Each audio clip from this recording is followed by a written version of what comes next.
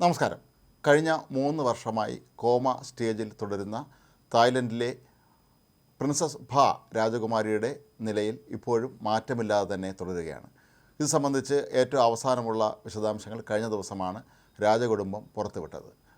രാജകുമാരി ഇപ്പോഴും അബോധാവസ്ഥയിൽ തുടരുകയാണ് എന്നും അവരുടെ ചികിത്സയ്ക്കായി ഏറ്റവും മികച്ച സംവിധാനങ്ങളാണ് ഏർപ്പെടുത്തിയിട്ടുള്ളത് എന്നുമാണ് രാജകുടുംബം ഇപ്പോൾ അറിയിക്കുന്നത്.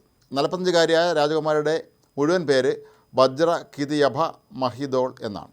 3 വർഷം മുമ്പ് ഒരു നായ് പ്രദർശനവുമായി ബന്ധപ്പെട്ട് അതിൻ്റെ ചടങ്ങിന് എത്തിയപ്പോഴാണ് രാജകുമാരിക്ക് പെട്ടെന്ന് ഗുരുതരമായ ഹൃദയാഘാതം ഉണ്ടായത്.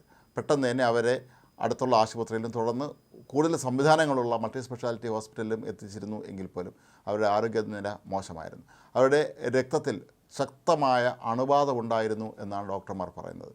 ഇവരുടെ രക്തസമ്മർദ്ദവും ക്രമാതീതമായി താണ നിലയിലായിരുന്നു. ഈ രക്തസമ്മർദ്ദം ഇപ്പോൾ ക്രമീകരിക്കാനാണ് ഡോക്ടർമാർ ഇപ്പോഴും ശ്രമിച്ചുകൊണ്ടിരിക്കുന്നത്. എന്നാൽ ഇവരുടെ വൃക്കയുടെ പ്രവർത്തനവും ഇപ്പോൾ തകരാറിലായിരിക്കുകയാണ് എന്നാണ് പറയപ്പെടുന്നത്. അപ്പോൾ ഇതെല്ലാം കൊണ്ട് തന്നെ രാജകുമാരിയുടെ ആരോഗ്യനില ഇപ്പോഴും മാറ്റമില്ലാതെ, അതായത് ഗുരുതരാവസ്ഥയിൽ തന്നെ തുടരുകയാണ് എന്നാണ് പറയപ്പെടുന്നത്. തായ്ലൻഡിലെ രാജാവിൻ്റെ ആദ്യ ഭാര്യയിലെ മൂത്ത മകൾ അല്ലെങ്കിൽ ഏകപുത്രിയാണ് ഈ രാജകുമാരി. ഇവരുടെ ആരോഗ്യനില സംബന്ധിച്ച് ജനങ്ങൾ പലപ്പോഴായി ഉത്കണ്ഠ പ്രകടിപ്പിച്ചിരുന്ന സാഹചര്യത്തിലാണ് ഇപ്പോൾ രാജകുടുംബം ഇത് സംബന്ധിച്ച് കൂടുതൽ വിശദാംശങ്ങൾ പുറത്തുവിടുന്നത്. പ്രിൻസസ് ഭ വളരെ ഉന്നതമായ വിദ്യാഭ്യാസ നിലവാരമുള്ള ഒരു വ്യക്തി കൂടിയാണ്. തായ്ലൻഡ് കൂടാതെ അവർ അമേരിക്കയിലും ബ്രിട്ടനിലും എല്ലാം പഠിച്ചിട്ടുണ്ട്. ഐക്യരാഷ്ട്രസഭയിൽ അവർ തായ്ലൻഡിൻ്റെ പ്രതിനിധിയായി ജോലി നോക്കിയിട്ടുണ്ട്.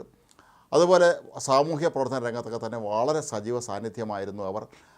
നാട്ടുകാർക്കെല്ലാം തന്നെ രാജകുമാരിയോട് ഏറെ ഇഷ്ടമായിരുന്നു. കാരണം സാമൂഹ്യ പ്രവർത്തന സംബന്ധമായ കാര്യങ്ങളിലൊക്കെ തന്നെ വളരെ ആത്മാർത്ഥമായി പങ്കെടുക്കുന്ന ഒരാളായിരുന്നു അവർ. കൂടാതെ തൻ്റെ പിതാവിൻ്റെ അംഗരക്ഷകരുടെ പ്രത്യേക സേനയുടെ ഒരു പ്രധാന ചുമതലയും നേരത്തെ അവർ ഏറ്റെടുത്തിരുന്നു. തായ്ലൻഡിലെ രാജാവിന് 3 ഭാര്യമാരിലായി നിരവധി മക്കളാണ് ഉള്ളത്. എന്നാലും മൂത്ത പുത്രി എന്നുള്ള നിലയിൽ പ്രിൻസസ് ഭായ്ക്ക് ജനങ്ങൾ ഏറെ ആദരമാണ് നൽകിയിരുന്നത്. തായ്ലൻഡിൽ സാധാരണഗതിയിൽ രാജാക്കന്മാർ അവരെ പിൻഗാമികളായി പുരുഷന്മാരെയാണ് പ്രഖ്യാപിക്കാറുള്ളത് എങ്കിൽ പോലും ഇപ്പോഴും തായ്ലൻഡിലെ രാജാവ് തൻ്റെ പിൻഗാമി ആരാണ് എന്നുള്ള കാര്യം വ്യക്തമാക്കിയിട്ടില്ല.